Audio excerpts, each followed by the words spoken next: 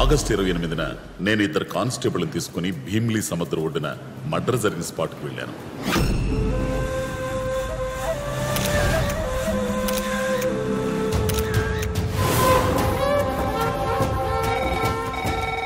మాకు భీమ్లీ బీచ్ లో ఒక అమ్మాయి శవం దొరికింది.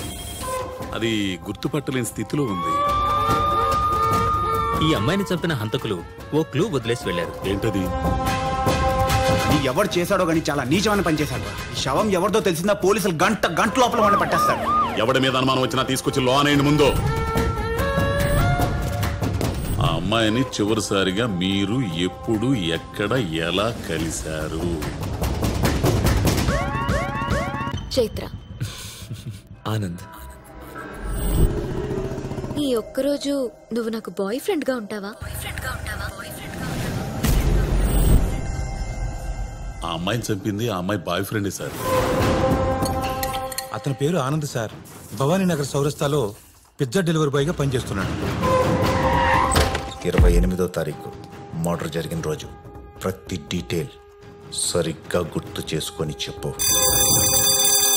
అసలు పోలీసులు ఏంటి బాస్ నీ మీద అంత పగబట్టేశారు?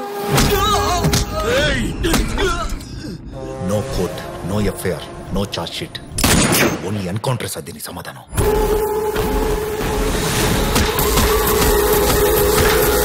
నువ్వు వెళ్ళింది వాళ్ళని చంపడానికే కదా. భయం దేనికి?